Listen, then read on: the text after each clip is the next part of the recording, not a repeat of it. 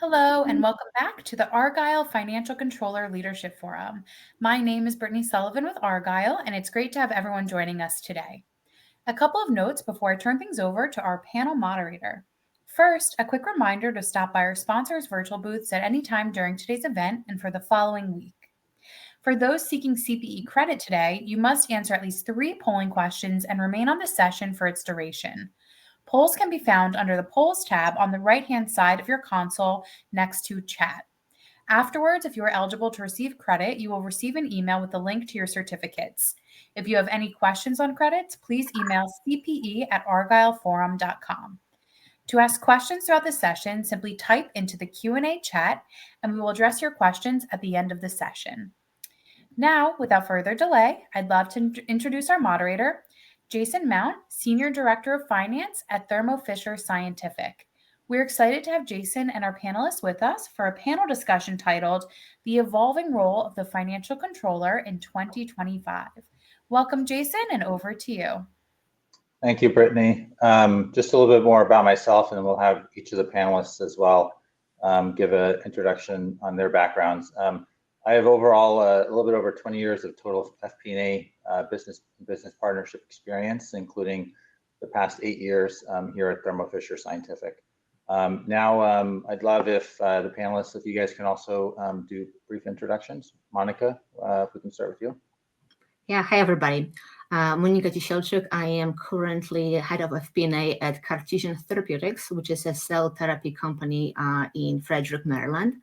I have also over 20 years of experience in FP&A and finance, working mostly in biotech area. So that's where I can provide some additional insights as we will be speaking.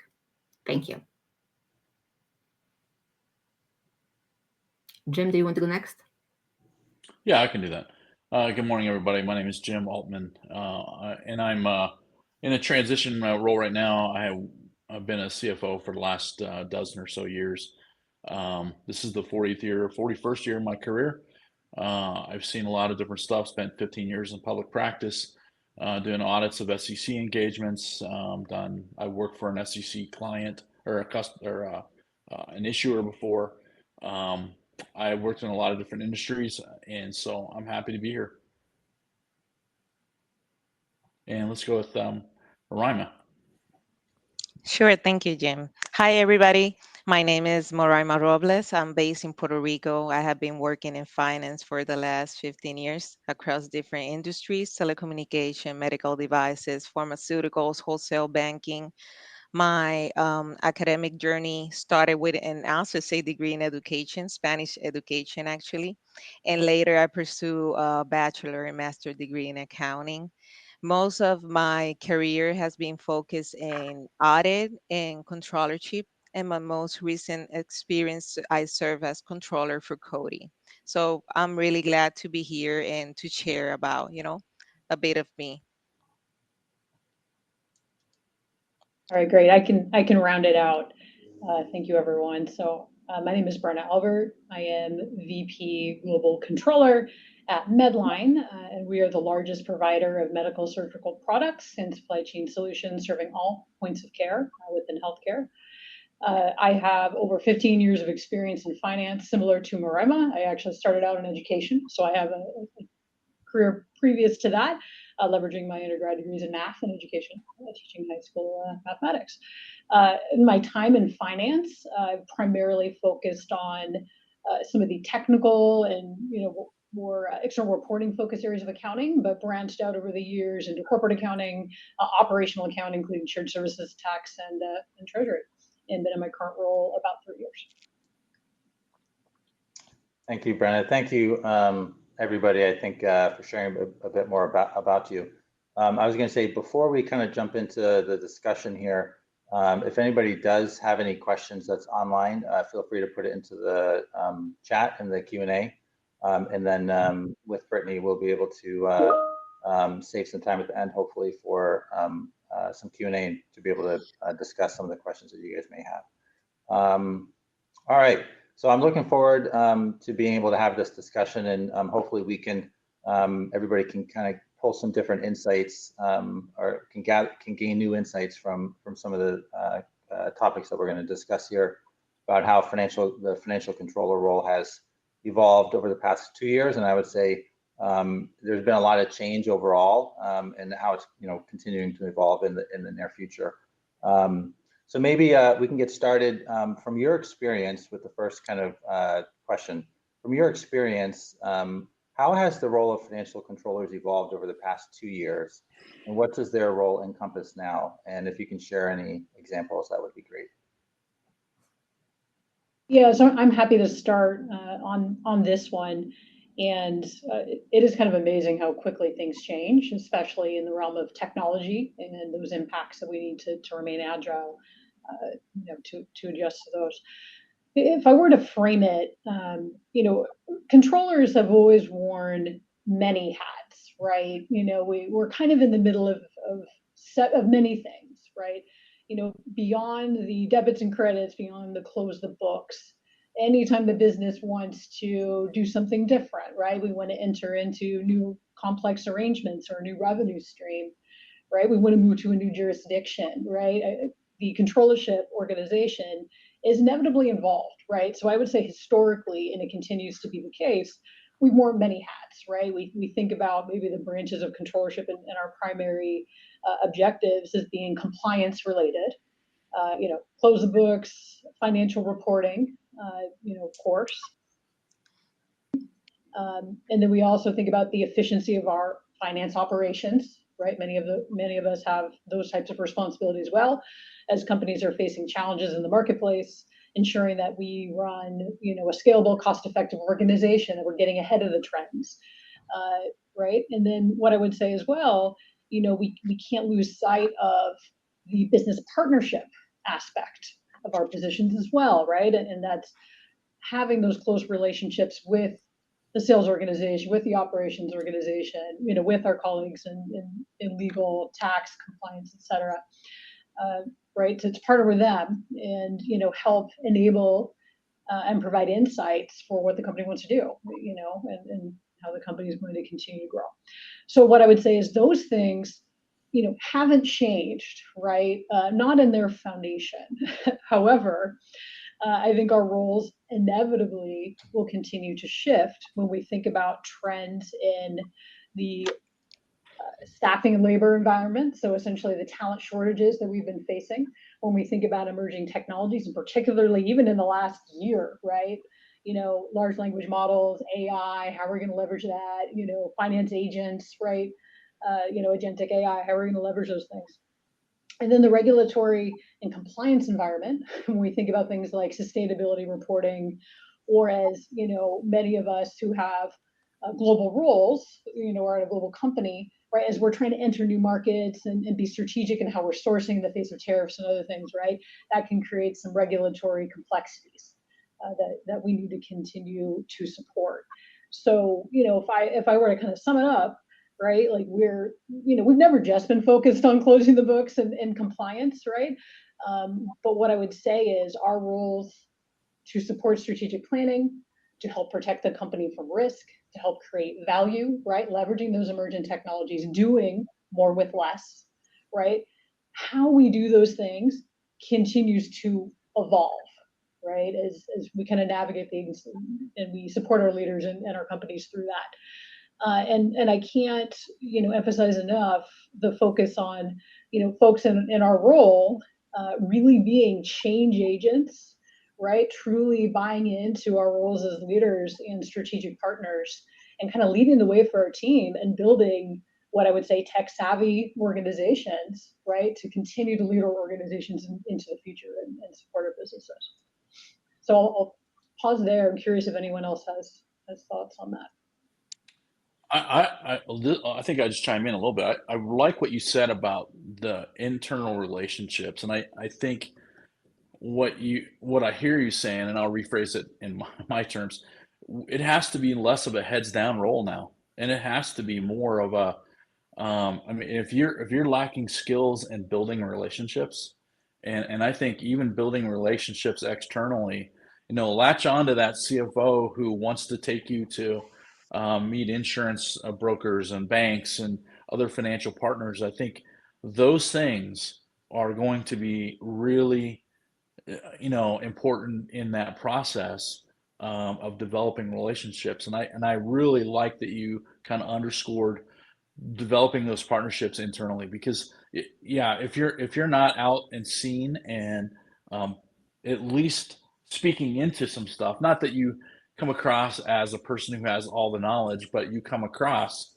as someone who it plays a significant role, and you're just not a back door in a back office somewhere helping do whatever, just doing your little debits and credits, but you are a major player. I think that is so key today for a successful up and coming controller. That's just in my opinion. I Yes, would and also, I'm go ahead. sorry, Monica, you want to go ahead? No, you go ahead.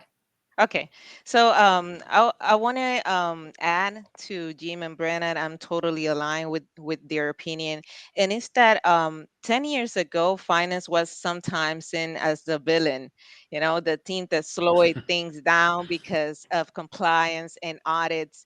Now our role is the opposite. We help other departments hit their goals while keeping the company safe. That means that you need interpersonal skills, not just technical ones. You have to be able to explain financials to people who aren't in finance, and to do it in a way that they is useful for them. And honestly, even showing up with a good attitude matters today. A controller who smiles, listen, collaborate is just as valuable as one who knows gap by heart. And that's the evolution. Finance has become approachable and makes the whole business stronger. Monica. Thank you. Yes, I totally agree with all of you, right? And I would just say that also, in addition to that, right, to sharing our knowledge with the business, which is also important to speak, right, to speak and not to speak accounting or finance terms, but actually be able to explain what accounting, what we mean by, hey, can you tell me what are your accruals for this month? Right? That's my favorite question that nobody really business-wise understand what we're asking for, um, is to also understand the business itself. Because in order for us, right, to be a good business partner and be able to explain accounting and finance to them, we need to be able to understand what they do so we can explain in their terms based on their examples.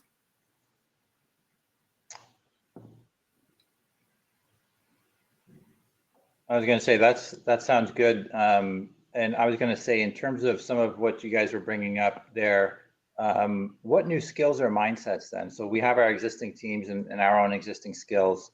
From a mindset or skill perspective, it's going to be most important for financial controllers to succeed, not just for ourselves, but our teams to succeed in 25 and beyond.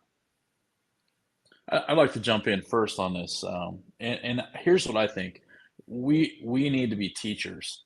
And an example that I'll give to you, I just completed a time with a construction company, relatively medium sized, but the interesting thing about when I took over there is my predecessor did not. All he did was beat them up on whether they were overbilled or underbilled.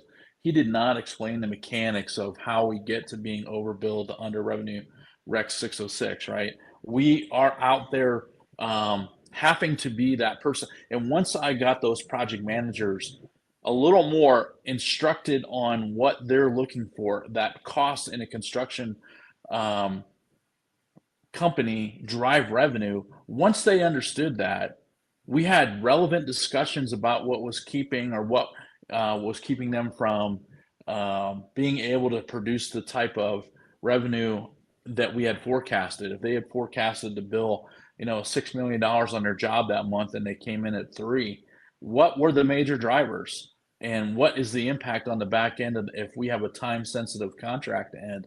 And so being an educator and helping them understand, and being willing to sit down and put aside all the other stuff, and that's where that partnership of building relationships is so vital. I'm so glad you mentioned that, Brenna.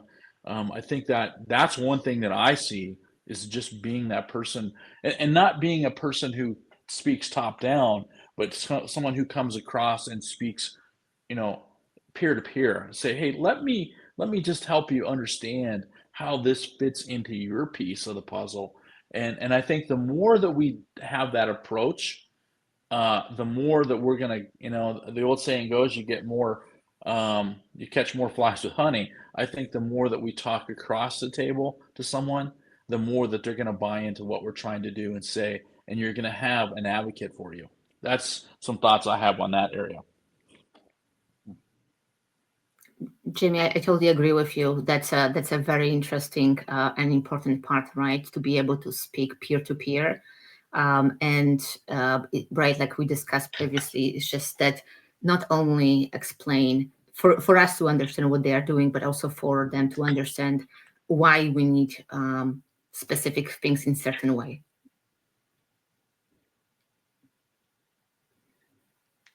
And then I would also add to that maybe also the growth mindset, right, on our side too, because if the business is changing, if we stay connected with the business, then we can grow and understand and continue advising them. And I was going to say, I think I don't know if any of you, if you also use there's a lot of different learning platforms as well, including even if you mentioned, Monica, the growth mindset, like LinkedIn Learning, like my company also has our own kind of learning platforms. A lot of times I think those have been useful for myself and also my team and my peers to try to figure out how to adjust our mindsets. You mentioned the growth mindset. That's been really important, is to try to figure out how to grow, especially in the current market environment. Any other thoughts on how to succeed in 25 and beyond from a shifting mindset perspective? Just based on what you just said, I would just maybe add to that digital transformation, right? Like staying, like we all hear AI, and right, and then how do we actually use it? So when you look online, LinkedIn or other places, everybody seems to be using AI. But I find that depending on the organization, right, how well developed processes you have, sometimes the AI might not exactly be easy to implement, right? But you want to stay relevant. So the question will be, maybe we can touch on that later. How do we become relevant with all the digital transformation that's happening right now? Yeah, maybe we can talk about that now in terms of how can financial controllers leverage automation and AI to strengthen our insights and decision making. Yeah, sure. So I would jump in. Automation is a lifesaver. In different companies I have supported, we automated a lot of the receivables and revenue recognition processes. Before, teams were spending hours chasing down data. Once we automated, we close faster and with fewer errors. The best part is the data was cleaner, so our forecast actually made sense. I mean, AI, um, take that one step further. It can flag anomaly and spot the cost patterns early. But here's one thing: AI doesn't replace controllers. So maybe, we can be afraid of that part, but AI won't replace it. It just gives us more time to think strategically.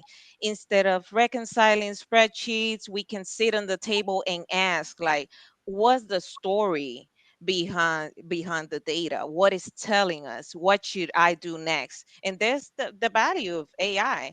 Automation is not about making finance robotic. It's about making finance human again, because we get to focus on decision, not just transactions. Yeah, I like that. Yeah, I think being focused not on just the mechanics, but just what does it tell us, and how can we get to a good set of solutions, or propose some solutions that to key stakeholders. I think that's invaluable. I like that. Good. That's a great response. I was going to say, has anybody been able to, any examples of being able to use AI, like any real world examples that you guys have been able to leverage it for so far? In a past life, we've used and I forget the name of the program, but we used the closing type of program where you can actually download your GL and for cash and download the bank statement data and let it reconcile using AI, which was really kind of cool for it to be able to do that. But that's really been my only exposure to that. And when you have, literally 20 pages of data from your bank statement, that was really helpful. Yeah. Go ahead. Oh, thank you. Yeah, in a previous role, we had an AP solution. Won't mention the specific name of the solution, but it did have AI capabilities to suggest the coding for the invoices, suggest the approval chain, right, depending what account it might hit. And it was a learning model. So the more data it had, the more refined those suggestions would be. What I would say is, right, we still needed the human touch, right, at times, because it certainly it's not perfect, right? So we all need to make sure that we're thinking through those things, right? How do we mitigate any risks? But it definitely was a time saver, right? Even if early days it got a little bit of the coding incorrect, it would get the basics right most of the time, right? And based on where we were as more of an emerging company, a hyper growth company, before my current role, right? Any time savings that we could get, right, was just more time we could spend supporting the growth of the business. Other use cases that I've seen in practice are, I think I would call them kind of early stage agents or bots, right? So chatbots for things like, APAR, what's the status of the invoice, right? Same thing for T&E. So I've definitely seen those things used in practice as well. Again, more of a time saver, for individuals. But we're thinking about different use cases for agents right now as a finance team, and considering some proofs of concept and pilots with some different areas, more on the pure accounting and financial reporting side, beyond the shared services side. And so Here's another application. I was going to share another application that I recently used. This was kind of cool. And if anybody's ever had a part in drafting 10Ks and 10Qs, you have to write in plain English, and we're used to writing more technical. Writing for a board report or a board deck and writing some kind of script on that. We use a relatively new platform, and basically I would throw in all the data that I wanted to show the board, and then say, just write me some sentences in plain English that would help me communicate in non-accounting terms. And I think when we do something like that, we end up being able to connect with that person on a different level rather than coming across as technical all the time. We're seen as real people and not just some accounting person who sits behind their spreadsheets. I think that's an evolving AI technology that we all can leverage as we do reporting to other folks and building relationship. I think it was kind of fun to be able to do that. Monica? Yeah, I will add to that too, right? So that with that, right, also potentially graphical data visualization that we can use AI for, because sometimes we might be thinking about specific ways like graphs and other things, or even slides, right? Because we're used to doing things certain way, but there might be a better way of presenting information that otherwise usually you would get, right, by collaborating with others. But like here, AI can potentially present other options that you might not be thinking of. Yeah, and I want to tell a little bit of story of mine. I was in this company, so I walked right into the middle of the month end and the year end closing. It was a pharmaceutical, so you can imagine that. So during my first few weeks, and the company had these robots with AI that were supposed to handle half part of the closing. So perfect, right? So I thought, great, I just landed in the robot and AI paradise. Well, guess what? Within the first 2 months, the robot completely broke down. So there was brand new staring at processes that were supposed to run automatically in the background. And instead of, I had to roll, my sleeve and do it manually. And let me tell you, nothing teaches you faster than having to clean up after a robot was supposed to make your life easier.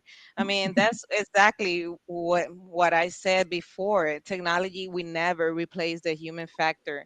AI can be amazing, but when they fail, and they do, you need people who know the process, who can think critically, and who can keep the business moving. And at the end of the day, the human still beats the AI and robot.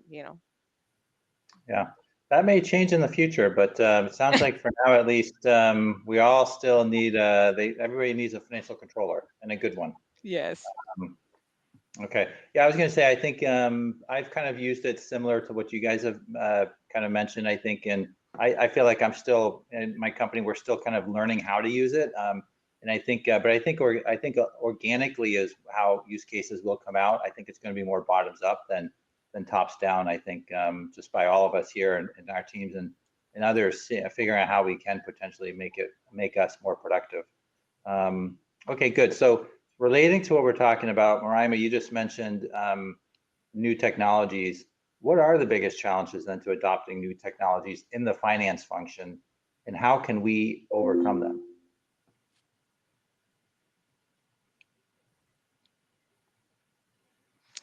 Well, the hardest part of with tech is never the tool. I think is people. At Bedman Culture, when we digitalized the finance team, the first reaction was resistant. People thought this is going to be more work for all of us. And I totally understood, because change feels heavy at first. What worked for us in that moment was showing them small wins, like the how the audit prep was easier and dropped by almost half the time. Once they saw that, the stress went down. They were on board. I mean, I had a similar experience in Cody with forecasting tools. At first, the team thought it gonna complicate everything. So after some training, they realized it actually saved hours every month. So they flipped the script completely. My takeaway is, don't sell technology as features, sell by showing how makes your life easier. Once people feels that, adoption is not a battle anymore. And you bring up a good point. I think it's kind of making the system work for us. I don't know if you Exactly, ever exactly. implemented a system. I have, and I think I've seen it definitely before, where we implement a system and we have to change our process to fit the system. I don't know if you guys have any experiences with that. I'm sure you guys do. So from how you guys are nodding your heads. Yeah, I would just add to that what I found out also is that especially when implementing ERP system, um, often that happens just because, for instance, a company goes commercial, right? And now suddenly you have to get this big ERP system that will allow you to actually track revenue, right? Or manage inventory. But the interesting part from my experience is that it is great to implement system if you actually know what will be the ideal process, like you just mentioned, right, in the future that you would like to have. Because on many occasions where you fail is that when you actually base your future process based on the existing process, and you don't know how things should look like in the after, for instance, commercialization. That's what I found, that we had some trouble when I was working with my previous company, because we tried to pretty much use process of X for something that could have been done much more easier. Yeah, I would echo the change management aspect, and I think it does, again, kind of underline the importance of building relationships, right? And I think that's in a couple of different ways. So, first, I think we can be effective agents of change and transformation by being, fluent in new technologies and how we can leverage those. So, for example, when we're having negotiations with business partners around, hey, we used to book a 10,000 line journal entry to get all this granular data, and kind of evolving that to, hey, we don't necessarily need that in our GL, right? We can have that in another system or another tool, and having the knowledge to understand, okay, what is the tech stack? How else can our business partners get what they need without slowing down our close or complicating the audit or whatnot, right? Because kind of this unnecessary information at that level of granularity. So I do think we, to be effective in navigating this, we do need to be, fluent in the technology.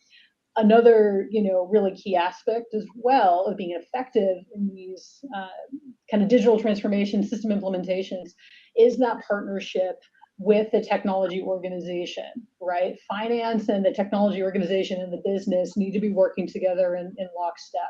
Because when we think about this, it sounds like some of us, I've been at an early stage company, I've been at mature companies, right?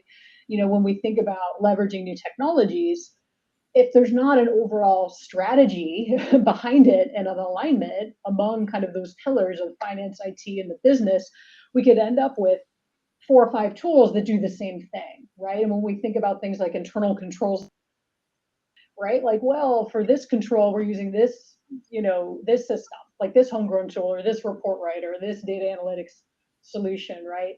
Well, maybe we could actually leverage our ERP system to do those things, right? Or pick one solution.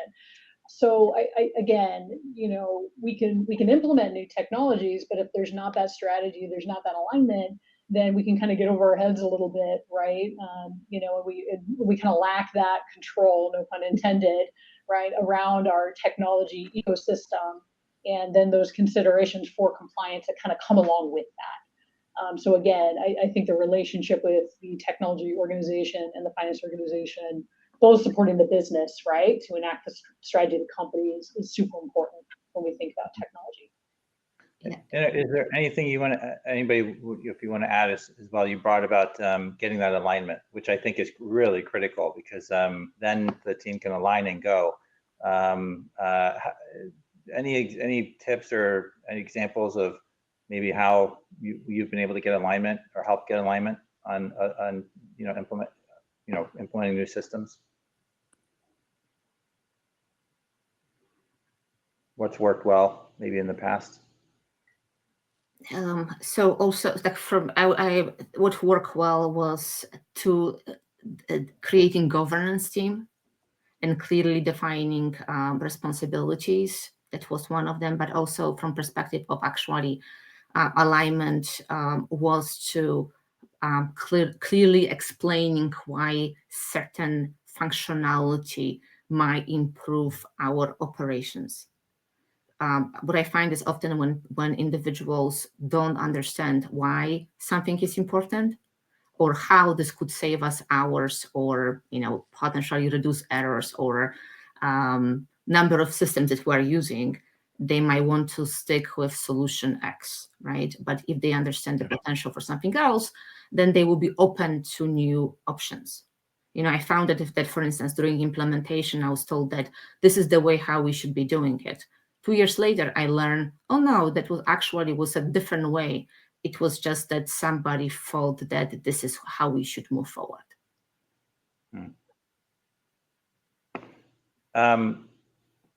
Thank you. I was going to say, we've heard a lot. You guys have been speaking a lot about how the roles have evolved and continue to evolve. How can controllers balance traditional responsibilities, reporting, keeping the books clean, etc., with the increased demand for strategic leadership and innovation? I think there's a couple things that come into play on this, Jason. One, I think today's controller has to be operationally oriented. First of all, that's going to give a whole lot more background, whatever you want to call it, to be able to, if I'm analyzing data to close the books, that's going to give me that much more information to be able to understand that. Sit in a sales meeting what are they trying to accomplish? I in a former life, I worked for a forklift dealer, understanding what went out in the shop and what it went into fixing a forklift. I spent a couple hours just hanging out with some technicians one day, and being able to understand the process that went in, and then understand the billing, and then that helps you to do things a little more efficient, or you gain some time back. I was able to do that. I think having the right team, I think traditional roles of having an AP clerk or an AR clerk are probably going to have to evolve to being somebody more of a person's going to have to want to grow in their process and understand much more, because I think there's going to be a push down of more tasks at the controller level down to those folks, and just having kind of a clerk mindset that comes in, a 9 to 5 and punches in as an hourly person. We need strategic thinkers at that level, really at all levels, but at that level, being able to make, empower them to make decisions and just communicate upwards, so that we're actually, if we set the right atmosphere for people to make good, solid decisions at lower levels, we're going to have to be less burdened with that. And I think that helps us balance our time to be more focused on the high value, high impact decisions that we need to be involved in, or support those that are above us. That's kind of my first thought on that. Others? Yeah, I completely agree. And I think it goes along with some of the other aspects of the conversation that we're having around how we leverage technology, right? And the AI, automation of, manual reconciliations and other tasks, helping us with, fluctuation analysis, for example, and, kind of things that we've been doing manually previously, right? Like mining the data that we have and, letting our technology tools take the first pass at things sometimes, right? And then we come in with the human touch. What I would say, and kind of echoing what you were mentioning, is people are at the foundation of everything that we do, and we need to build, like digitally fluent, technology savvy teams, right? That as we leverage these emerging technologies, and we all know the shortage of talent also in our field, right? That we're contending with, we have to do more with less, right? We need folks who are strategic at all levels, agile, collaborative. We need the proper, this is going back to basics, but the proper ratio, the proper delegation of responsibility to empower those folks to make those day-to-day decisions in their work, right? So we're not having, to be, at all levels, right? And all levels of detail, all levels of the organization. And then we can sit at those tables with our cross-functional peers, right? And support them. So we can be agile without being reactive, right? Because we're so bogged down, heads down with the green visors, right? In our traditional roles that we're not aware of what's going on. So I do think that, that's super important, and it dovetails a little bit in how we govern, right, the technology ecosystem, right? If we're all at the table with our peers and we have a cohesive group kind of at this leadership level supporting the executive leadership team, right? We don't want death by 1,000 committees, right? But we need enough of a governance structure and a collaborative structure that we're all moving the same direction, right? And in some situations, maybe not everyone's happy, right, with every outcome, but we understand each other's goals, objectives, and that we're all rowing the same direction to get there and support the company. Good. Any other thoughts on that? Otherwise, we can go straight to, oops, sorry, Monica. Yeah, I'll just also add to that just the growth mindset, right? That you both had a really good point. I really like that point about changing role of AP, AR folks, right? That's because I was just had a conversation today with the business team that if we could potentially think about improving ways of coding shipping expenses, then our AP team would not have to contact somebody about $30 transaction, right? Which wastes half an hour of everybody's time. So that growth mindset, thinking about how can we automate and make things straightforward, gives us more time to allow for the strategic leadership and innovation. Thank you. Those are all good points. I was going to say, let's, I know that people have been submitting questions, so we'll see if we have time for one or two kind of questions from what's been from the audience here. So why don't we start with, somebody has asked, and I'll just read it. It says, looking ahead, what do you think will define a successful financial controller in the next 5 years? And I'll tackle that. About 4 months ago, I hired a controller at my company. First time for this particular company to have that level. Here's a couple of thoughts. Short list. I think somebody who is people centric. One of those, and I think that's building cross relationships. We beat that topic up a little bit here today. But even more important, if anybody is a fan of John Maxwell's leadership books, being an empowering leader or a level 5 leader, I really think that somebody, that skill set is going to be vital to being an effective controller, because now you know how to manage expectations, and not really manage people, but to influence and guide others in decision making processes. Not that you want to be the doorstop or whatever to keep things from happening, but if you can influence others and equip them with the right tools that are making decisions, I think being a level 5 leader, by doing that and getting those folks into that process, is great. It will be more effective and more successful for you. Being an empowering leader, and we just talked about that. My lower level teams. First of all, I have to be out connecting with them. At a couple companies ago, I had a team of 28, and I tried to touch base with everybody at least once a day. Just drop by, see how they're doing, and not necessarily more on the work side, but some stuff personal or whatever. Just kind of touching base, and what that generated was more of a collaborative. Hey, I don't have to be afraid of him. I can come to him with any question I have, because I know I can trust him. And then giving them the ability to make decisions on, like you just said, a $30 transportation charge. My goodness, I mean, if we're having to make those decisions come to us as controllers, we're not being very effective with our time, and that's not very successful. And by the way, others are going to see us that way. Our peers and those above us are going to say, well, they need to stay. They only want to make these $30 decisions. We need to demonstrate that we can make, the millions and, thousands of dollar decisions for the company, so that they begin to see us as a major player in that. I think those skill sets are absolutely necessary moving in, as we evolve and grow. And being an effective communicator, I don't know if you have to present to a team, come in, be prepared, make it light a little bit, generate that likability personality in front of people. And I think you do that by consistently engaging folks outside of the department.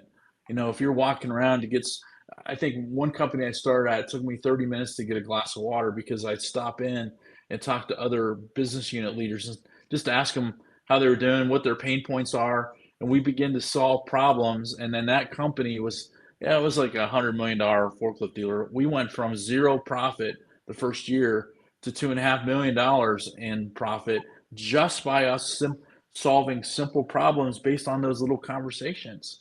It's so critical that we not be so tied to our computers and our spreadsheets and whatever analysis that we are comfortable doing, but we have to be people centric. I can't stress that enough. Those are my thoughts. Yeah, and Jim, I'm pretty passionate about it. Yeah, I was going to say that's good. Was it made harder to be that way during I know we're no longer in COVID, that's in the past, but are your teams generally back in the office and you're able to do that in person, or do you do that over generally Teams or Zoom? I think, recently working in a construction company, and, I would often visit the job site. I'd set aside some time, because I think, it's part of the job in my mind to stop in and know, and those project managers knew I'm not just there to beat them up on where the profit, if they have profit margin fade, but I'm out there to see what's going on at the job and say, hey, tell me what you're experiencing.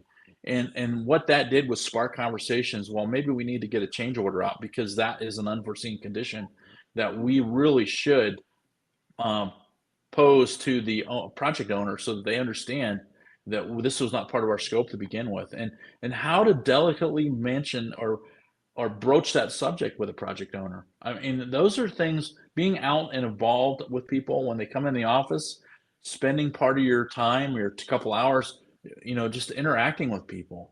I think that's the lost art we have with, technology today. It's easier to text people. It's easier to, email somebody. But I think that face-to-face communication that I had to do when I first started, for the first 15, 20 years, that is such an important skill that the more we bring that back, that we're able to build those relationships.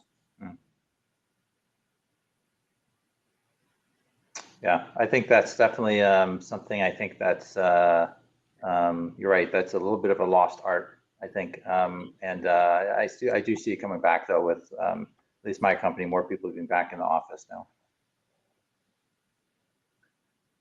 Other thoughts on that question? I think that what is going to set people apart is how well they partner with other departments. Can you take complex financial data and explain it to operations or sale in the way they can add in the right way? Can you sit at the table as a problem solver, not just a gatekeeper? That's what makes finance feels approachable. Hmm. I Wow, like that's it. powerful. Yeah. That's powerful. The approachability, I think, Jim, you were talking about it as well, Yes. in terms of nurturing those relationships with the team and getting to know them also as a person. We're going to take one other question. We'll try to do this one quickly, but technology is creating opportunities for real-time insights, but it can also overwhelm teams with data. I'm sure that's happening, or probably for all of us. How do you balance automation or just having a lot of data with judgment and decision making? I mean, automation gives us speed, but speed without context can overwhelm people. I have seen when new system roll out dashboard with endless KPIs. At first, everybody is excited, but after a while, people didn't know which number actually matter. So that way, I approach it by simplicity, simplifying things. Automation can give you options, but it's up to the controller to filter the noise and highlight the 2 or 3 insights and drive the decisions. For example, in one company, we automated our monthly close, and suddenly we had more real time and data. So the value wasn't in dumping the data onto leadership. It was sitting down, pointing out the key trend, and explaining what it meant in that moment to make for them the next move. So I have seen automation as the engine, and human is the judgment as the steering wheel. Tech give you power, but people is who decides where the car goes. Yeah, and I think that's a great point, Morima, because also if you don't understand the business, if you don't understand the priorities of the executive leadership team or your peers, like how do you translate that, right? How do you take that data, simplify it, and tell the right story? And I think it brings both of those together. I love your earlier comment that this technology allows us to make finance more personal, right? So if you don't have those relationships, you don't have that business knowledge and context, like how do you do that, right? So I think it all works very well together. Very good, thank you. In the interest of time, we have 1 minute left. Let's go to any final thoughts. We could go through the room. Maybe Marima, if you want to start. Yes, at the end of the day, controllers aren't just closing books anymore. We are business partners. Technology help us, but it won't replace what make us human: communication, trust, the ability to translate number into real decisions. That's why this role is not just save. It's becoming more essential than ever right now.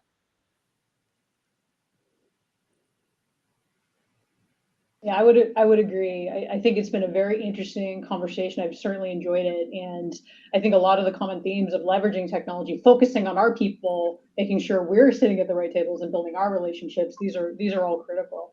And I completely concur that the role of the financial controller, particularly with uncertainties businesses are facing, the changing regulatory landscape, et cetera, right? Our roles are essential, right? And we need to be ready for that. We need to be ready to sit at those tables, provide that kind of support. Yeah, and I'll also do that I feel like that we are winning if we have business coming to us and asking us for help, right? And so having these interactions personally, I felt extremely happy, right? And the lucky winner when I had leadership team coming over and saying, hey, I have problem with X. How can we make this all work? Or I need to buy equipment, but how can we figure out actually money for me to do that? Right. So that was like that. This is amazing, right? And then with technology, if we have a clean data set, right, that we can very quickly use for our analysis, think about it. This is incredible, right? And then we can use this with automated reporting, and then everything becomes like an interesting story that actually can lead to a better result. Yeah. Jim, any final thoughts? No, it's been a pleasure to be here. You can see people are my passion. I hope that comes through. So Yeah, I was going to say, just I think this has been great. I was going to say you provided a lot of insights, and I think what's really come through to me also is I think what you guys have been saying. Yes, we obviously need to automate, leverage AI more, but it also comes down to the people, right? And being able to have a talented and engaged team, people, and being able to have good, help the team to build strong relationships with those that they partner with. So it's been a privilege to moderate this discussion and to be able to hear from all the thoughts from you guys. So I was going to say thank you very much. Brittany, we'll hand it back to you. Excellent. Well, guys, thank you so much for such an insightful panel. And I also wanted to thank everyone else for joining us today. This session, along with all of today's content, will be made available on demand following the event. Our next session will begin shortly after our break at 1:20 Eastern, which will be a keynote titled Zero-Based Budgeting for Smarter Cost Management. Please click on the join button that will appear on your screen to be redirected, and we look forward to seeing you there. Thank you guys so much again.